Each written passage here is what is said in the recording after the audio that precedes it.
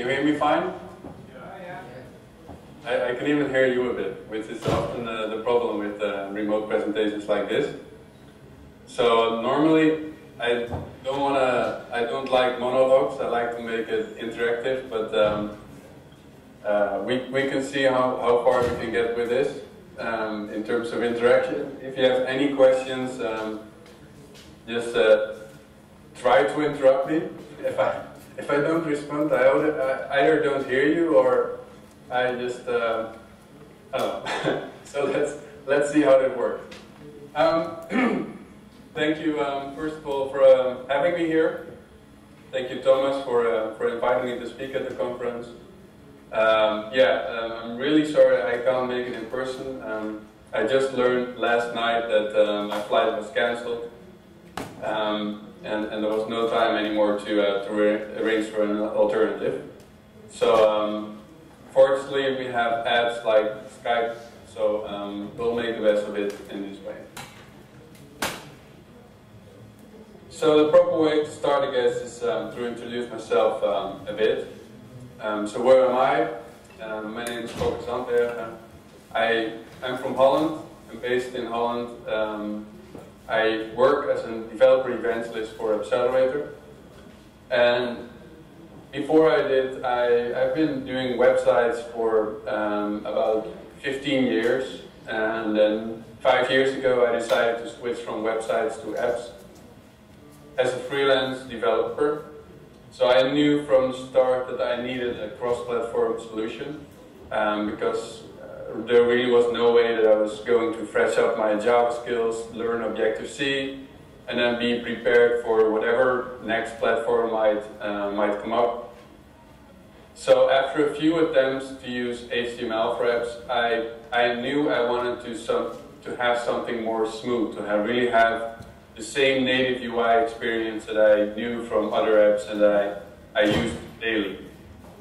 So that's how I ended up with Appcelerator, and this talk, it meant to give you an introduction and explain to you pretty much the same reasons I switched to Appcelerator and why I think it's a great solution for many of you with ideas to do apps and maybe have a web background just as I had and still want to achieve that native experience that you see in other apps.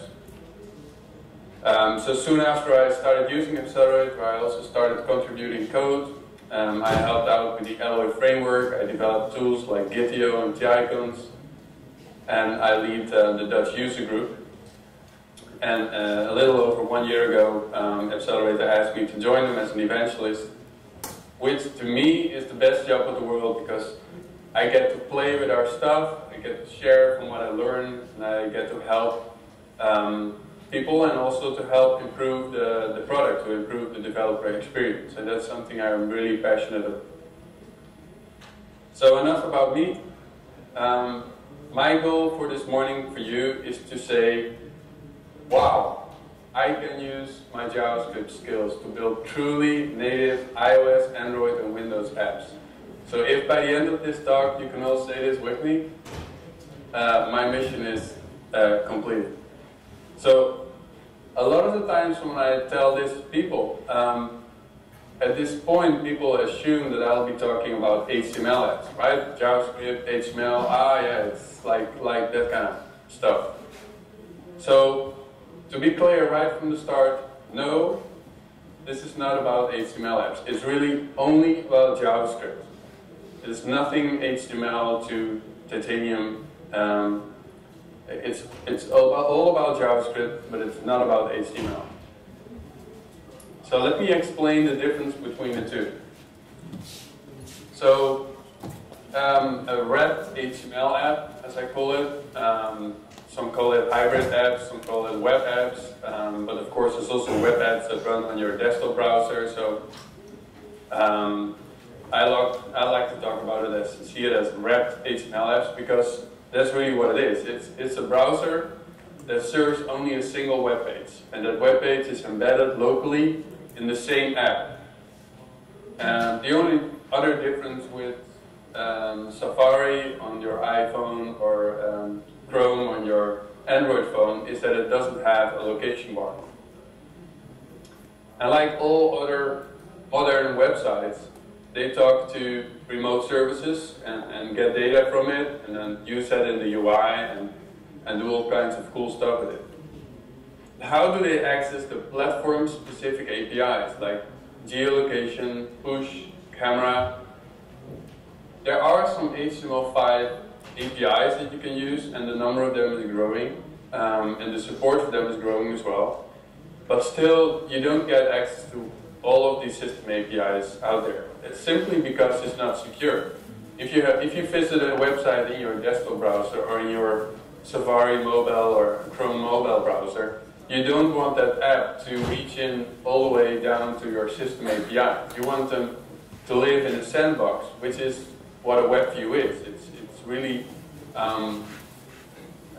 it offers a secure environment to view these websites without them being able to run any scripts on your system. So it's actually by design that they are restricted not to have access to a lot of these system APIs.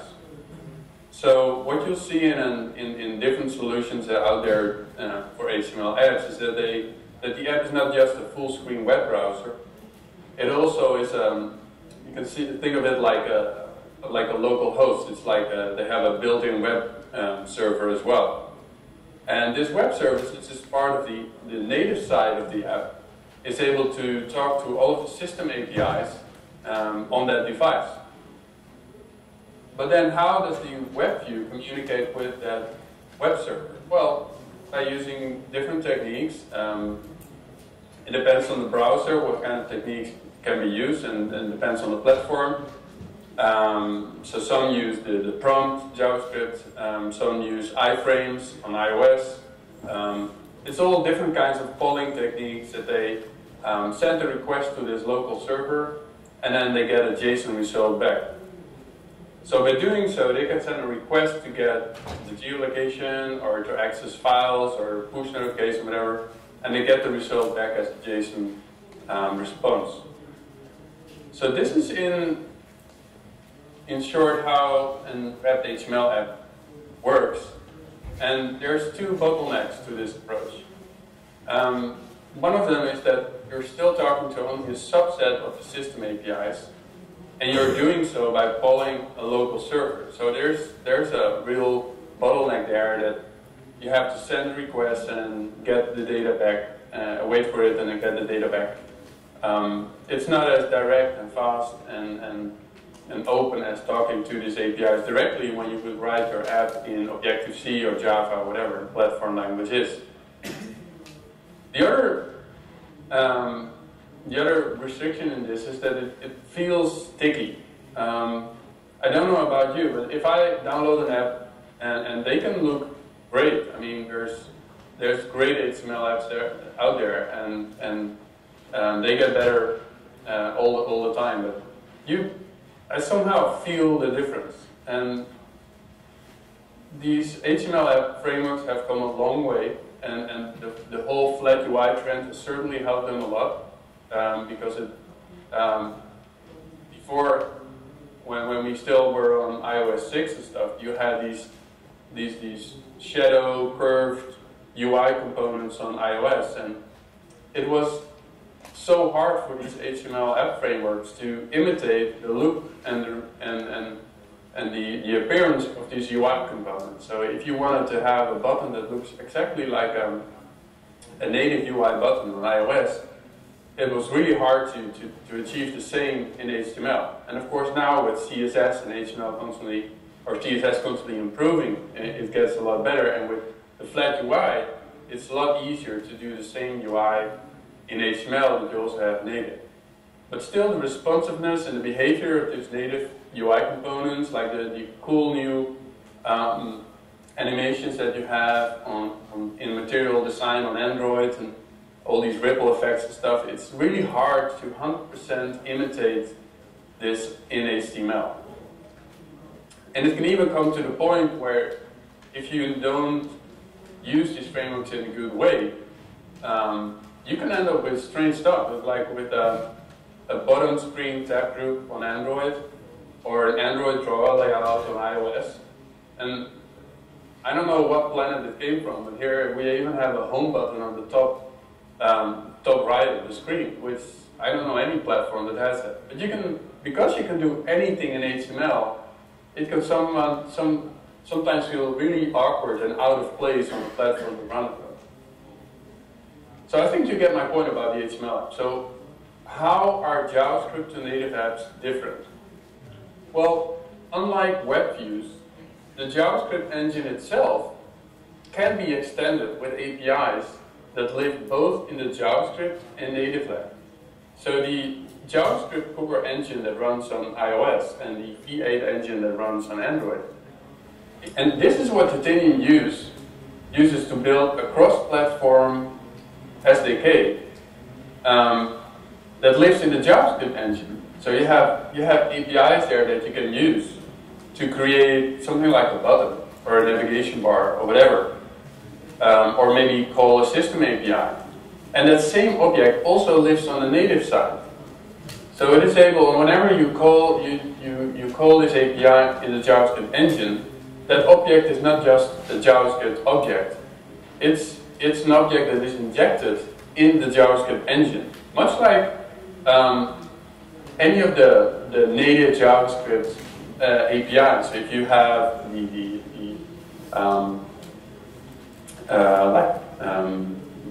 like array manipulation or object prototyping, all of the APIs that you normally use in JavaScript, they're written in the language in which the JavaScript engine was written.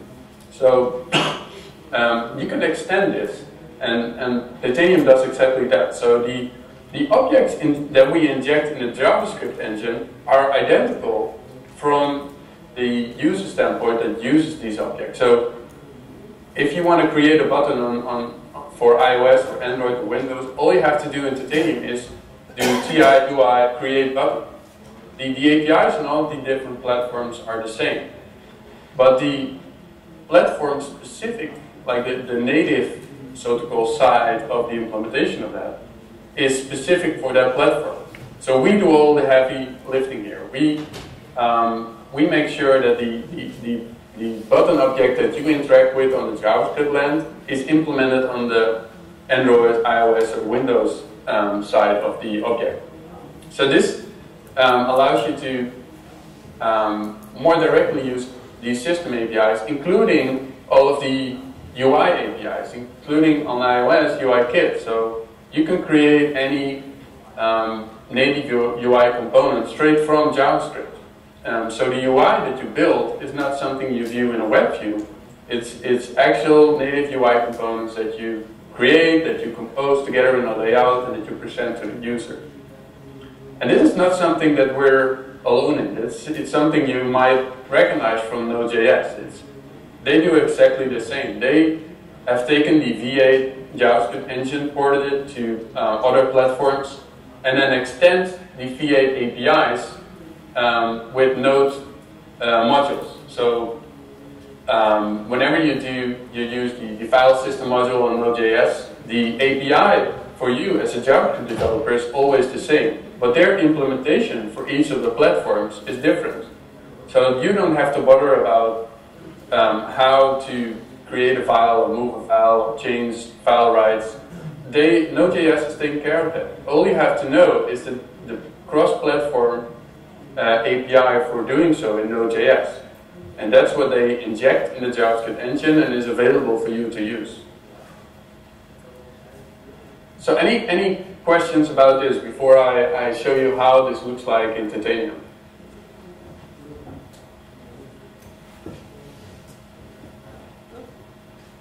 If I don't, I can't see you. Okay, you can go on. Okay. So how does this look like? We want to see code. So this is a simple example of a hello world in Titanium. So let's see what it looks like. So you see it running on iOS, on Android, and on Windows. And as you can see, we have a variable text, which everything Titanium can be found on the TI namespace. So it's a TI object, and then we have a namespace under that UI to create all the UI components. So you have You have file system APIs on the TI.file system. You have Android-specific APIs on TI.android and other stuff. But all of the UI components can be found on the TI UI. So in this case, we're creating a label, TI UI created label. We give it a text, a font size, and a color. So what this does is you talk against this JavaScript object, which is injected into the JavaScript engine. So when we create this label object, what you get in the JavaScript world is a JavaScript object with different properties that you can manipulate. But on the other side, on the platform side, we have created for iOS a UI label and for Android a label widget. You don't have to know this because you only care about the cross-platform API that Titanium has built for you and that you can use. So the next thing we do is we create a window. We add that text to the window, and then we open the window. That's it. Nothing more to it. So, of course, sometimes you want to do something platform-specific. Our APIs are cross-platform as much as we can make them, but there are some features that some platforms have and others don't. So, for example, on Android, I can make the label focusable, so that if you have, so that you can actually, if you use a pointer or a track bar, you can focus on that label. And screen readers, for example, can will then read out the text. I can also have platform-specific UI components. Like on Android, we have a progress indicator, which iOS doesn't. So I can use platform-specific code here to check which platform I'm on. So I can do ti.platform.name, and I get the name of the platform. So in this case, it's Android. And only then I create a progress indicator and then add it to the window. And as you can see, we have TI UI and then .android. So all Android-specific UI components can be found on the TI UI Android. So you use the cross-platform API as much as you can, but any time there is something platform-specific that we have exposed in the Titanium SDK, you can use these. You can use the TI platform name to check for the platform and then create those only on that platform. And the focusable property, you can just leave it in there, and on iOS it will just be ignored. So you don't have to do too much if, else, and stuff like that. So this is what Titanium looks like. Any questions about that? Any clarifications you need? Feel free to interrupt. I mean, I don't like listening to myself. No, you can continue. Okay, so you might wonder if this approach doesn't come with a similar bottleneck as we saw with the HTML apps, since every call to the system API still has to cross the Titanium SDK, or the bridge as we call it.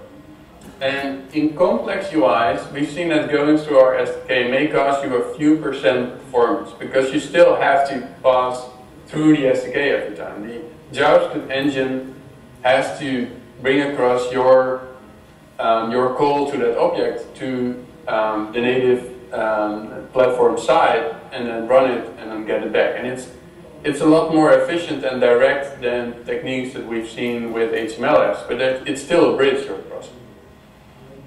In the real world, there's a lot of techniques that you can do to reduce the amount of times that you need to cross the bridge, and the difference really is hardly noticeable. I challenge you to find an app in the App Store and show to me that by the look and feel, the behavior of the app, you can tell it's a Titanium app.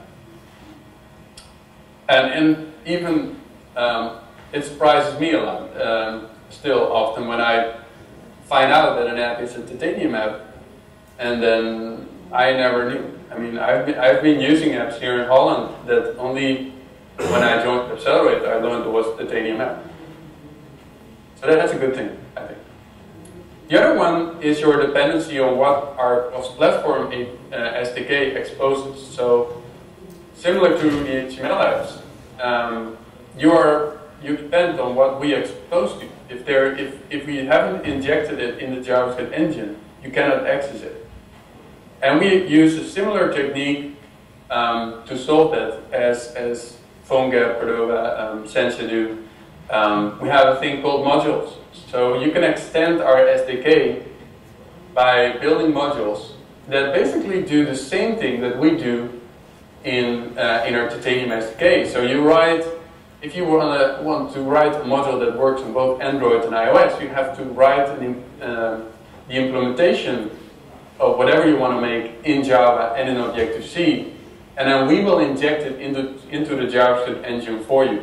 So in this example, I've required a blur module, and you can see that instead of doing TIUI, create whatever, I used the blur module to call create basic blur view, which is something that the blur view, the blur module exposes. I can pass in some properties, blur radius, an image, add it to the window, and then open it. So by using this module, I can extend the SDK, and some modules are iOS only or Android only, but a lot of modules are implemented for different platforms. We have a lot of modules out there on GitHub. I created a search engine because I wanted to be able to find these modules more easily.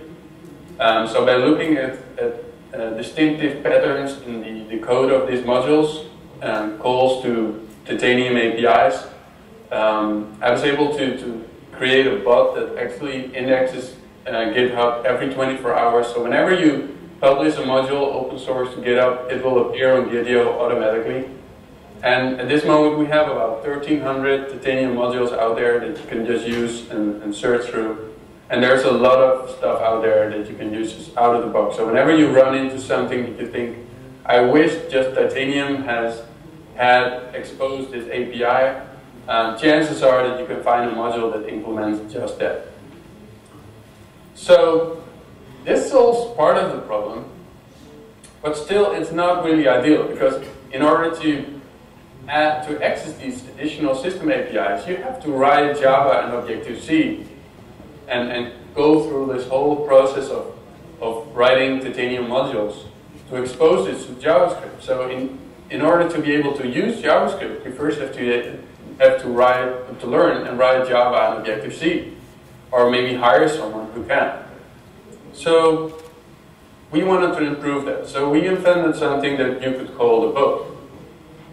We still get you across from JavaScript to native, but now it's up to you where you go. So you're not depending on whatever we build bridges to. You can just row your boat and take it wherever you want. So take this example. This is Hyperloop, which is the name of the product. That is our boat, so to say. This is Hyperloop for iOS. So I don't know if you can read this clearly on the screen, but the whole first bunch of lines, the first 8 lines of this code are requires, which look identical to and work identical to how you used to do this in Node.js. You just require a Common.js module. But this time, as you can see, we're requiring a UI label, we're requiring UI color, UI screen. So these are system APIs on iOS that we just require into the JavaScript engine. And these are not APIs that we've injected in the JavaScript engine just by default. It's only until that you have this require statement that we inject this JavaScript version of this UI color API in JavaScript engine. And you can access any system API from iOS this way. And this can even be third party. So you can require the Facebook SDK or something like that. And as you can see, we can create a label, set a text, set a color, and then in the end open that view.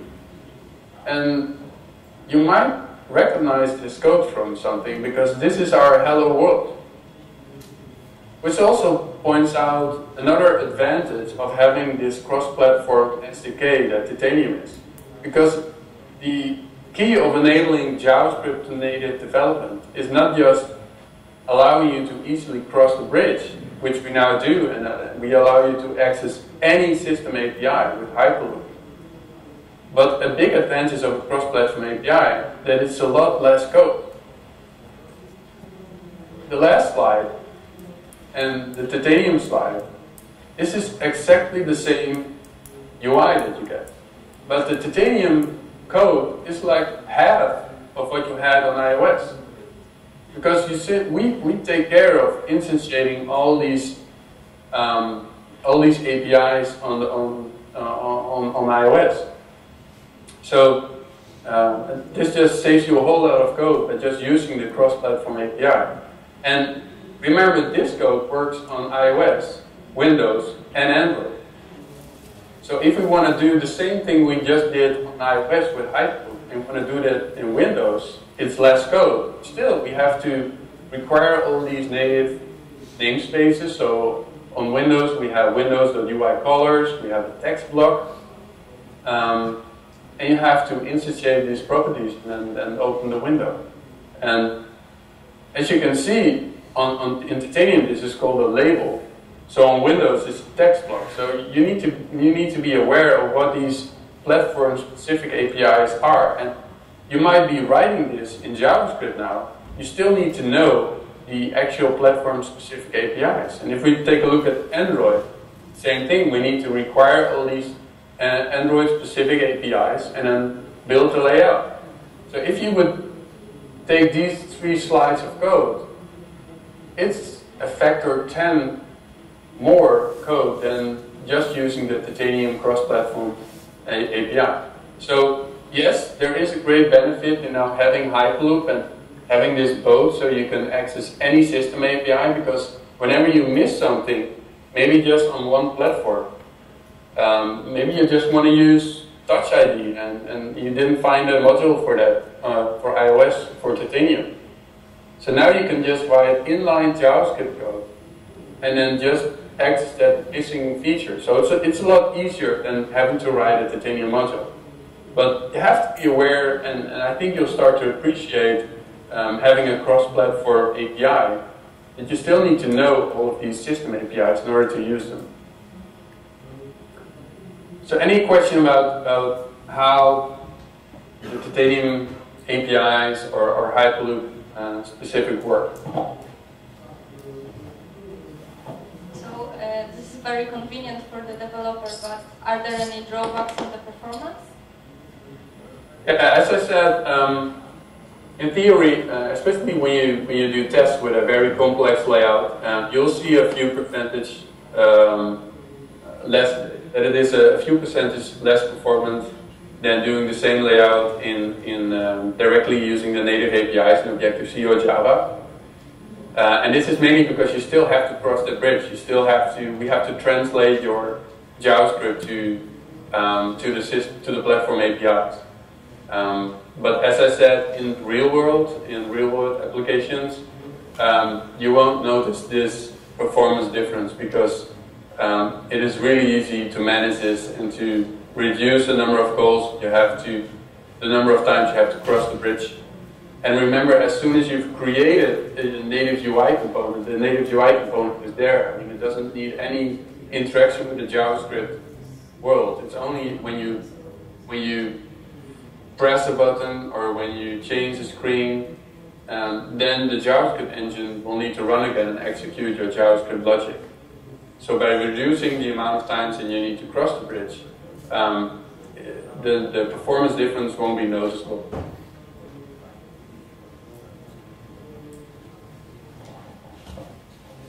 Okay. Another question. We have another question. Yeah, go ahead. I have a question. When you have those close cross-platform code, do you need? What about testing? Do you need to test it on each platform, or testing on, for example, on Android is enough? How about this? If you mean testing how it looks like if you build a layout and you need to see what it looks like, you always need to test on the specific platforms, because what we do is not, we don't believe in making some kind of uniform UI that you run on all platforms. We really don't believe in build once, run anywhere. I mean, that just doesn't work. An Android user hates to see this bottom tab group thing that clearly just came straight from iOS. I mean, you expect to get an action bar and nothing less. So what I mostly do is I build iOS first, but because I know our Titanium APIs very well, I know what APIs I can use on iOS, and I know what APIs I can use on Android, and I already know how to architect the app in such a way that in about 5 to 10% of the time that I needed to build the iOS app, I can then make it work on Android as well. And that's typically what we see. About 10 to 15% of your code is platform specific, and the rest of it is shared by all of the platforms. I have a question about the segmentation of Android platform especially.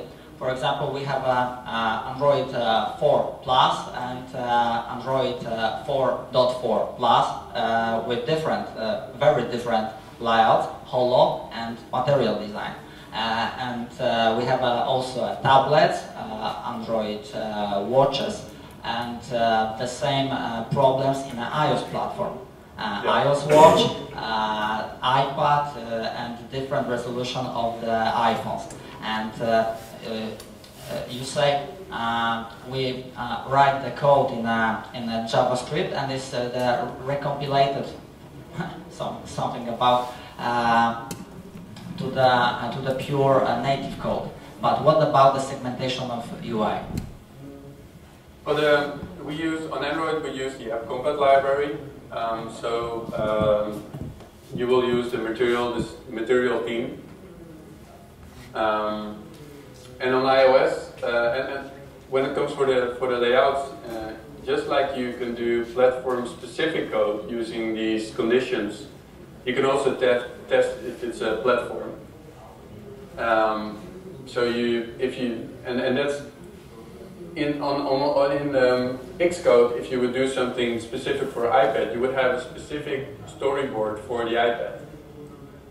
And then what we do is that you build your layout, and just if the layout needs to be a little bit different on the iPad, you just use these conditionals to make changes, to set different properties, to lay out in a different way, to add the other stuff. And the same goes for platforms and tablets. And I'll come back to, because maybe that leads into what I wanted to talk about next, because you can imagine that as your code grows, and as you want to support more platforms and want iPad and tablets and smartphones, you can get a lot of this spaghetti code where you have if Android do this, and then if a tablet on Android then do this, and if it's a smartphone you have to do this, and so your code can really become spaghetti code. I mean, it can be awful. So that's something we saw, of course, as well, and we solved that by adding an MVC framework on top of Titanium, which we call Alloy. And let me show how the same thing that we just saw in Titanium looks like in Alloy, and then explain how it will help you to address these platform and form factor specific issues as well.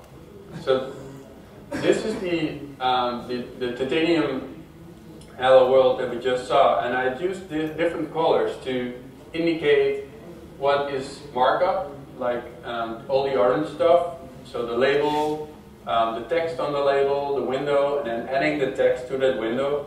On a website, this would be HTML. So then we have our styling, which is in blue. So that's our font size and our color. And in an HTML website, again, this would be CSS. And then finally, what we do, we open the window. And of course, we could have interactions with the label, so an event listener for clicks on the label or taps in this scenario. And that is our controller code, our logic code in red. And as you can see in Titanium, this is all in the same file. So as you add more code and more UI components and more logic and platform-specific code, this can become really messy. So in Alloy, you would write this in 3 different files. So you would have the markup in an index.xml file. So we have our window here and our label. Our styling in a TSS file, which is similar to CSS, but not, it's more like JSON really. And then there's our controller code, which is, of course, is still JavaScript, and that's just 1 line. So as you can see, the markup in particular, right away you now see that the label is contained in the window, where in the Titanium code you need to read through the whole code to understand how the whole hierarchy of the layout actually works. And in Alloy, in the XML, it's immediately clear what the layout of your view is. And of course you have the separations of concerns now, so you can give the TSS to a designer, and then he or she can make changes, and then you don't have to worry about making any changes to the JavaScript logic or to the markup. So the separation of concerns here, the same separation of concerns that we see on websites, which is a great thing, you can have this in Titanium as well by using the Alloy framework. And before I show you how you can do the platform-specific code, one thing that might worry you is if this is going to give an overhead on the whole runtime processing. I mean, we already have the bridge, so will we now also have the downsides of having to parse this XML, the TSS, and work with that? Well, the good thing is that Alloy only lives when you develop the app. As soon as you build the app for a specific platform, so if you run it on the simulator, if you run it on Genymotion or build it to a device in the App Store, Alloy will take the XML and the TSS and then compile it down to a classic Titanium JavaScript only app. So in the app itself, there's no XML, there's no TSS, there's only JavaScript. So Alloy comes only with pluses. There is no downsides in using Alloy. There's no performance downside. You get all the pleasure of working with separated concerns and with finding a markup in XML. But as soon as you build it for a device or for a simulator, it's all compiled down to JavaScript. So, and if you look at conditional code, it becomes a lot more readable as well. So, for example, if I wanted to have a tablet-specific layout where I reposition things in Titanium JavaScript code, I would need to use if and else and then change properties, override them. And here I can just use these square brackets and I say for tablets I want to do the background color green. And when Alloy compiles, it will take all of this code and then in the case of tablets, it will still be a conditional code in the app, because of course as you build the app, you don't know if it's going to run on a smartphone or a tablet. But the Android-specific label won't be packaged for iOS. So on iOS, the compiled JavaScript code will only create a window. Because we know when we build for iOS, this label will never be used, so we don't even include it. So this also means that by using Alloy, your apps will be smaller, because there will be no platform-specific files and code anymore. And it will execute a lot faster, because you don't have all of these if-else stuff that is never true anyway. And you can not only make this specific for platforms and tablets, or form factors, but also for environments. So you can run specific code only in test environments, or only in production, or only in development when you deploy it to the simulator. So this is how you use conditional code in Alloy. And before to finish up with Alloy, one last thing that I wanted to point out with widgets is with Alloy is that you can also use widgets. So by having this separated of concerns now, it makes it a lot easier to also come up with something like widgets. So for example, we can, this is of course a ridiculous easy example, but we can replace our label with a widget element and then store that label in a separate widget. And that widget can contain assets, styling, controllers, anything. So it's basically a full Alloy app that you can just distribute, for example, again using Gitio, just putting it on GitHub, and then reuse it in any app. So if you have any UI component or a collection of UI components that you use in multiple apps, you can create a widget out of that and then reuse it in different apps. There's many more things that Alloy enables us to do. For example, now in the latest IDE, Accelerator Studio, we also have a designer where you can just drag and drop UI components, and that all wouldn't be possible if we would still live in JavaScript or Titanium Classic land. Alloy really has enabled us to abstract the whole development process of Titanium even more, but without having the downsides of running this XML stuff on the device. It's all compiled down to Titanium Classic JavaScript code before you build your app. So if there's any questions about Alloy, I'm happy to answer them now. We can also dive into a small live demo if you want. Let me know.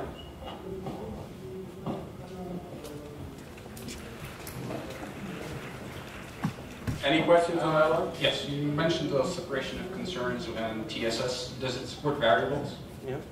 Yeah. Yeah, you can use variables in TSS, yeah. Okay, we have 3 minutes to end, so other questions maybe?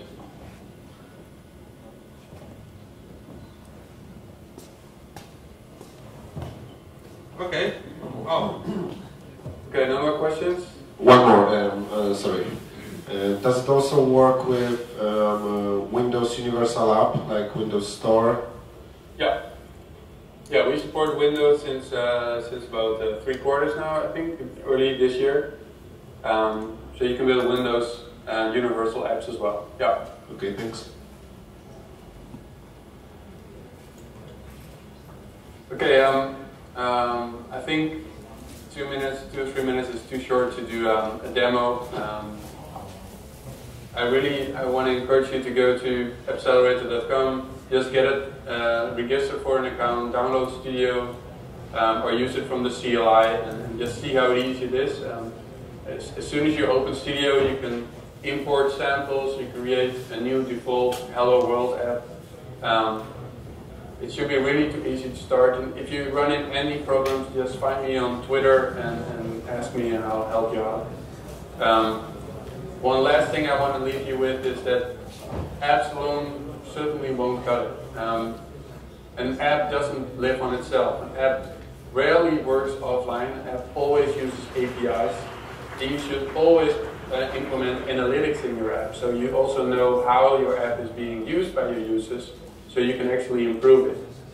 And that's why we at Accelerator say you need not just apps, you need AAA. You need also the analytics and the APIs.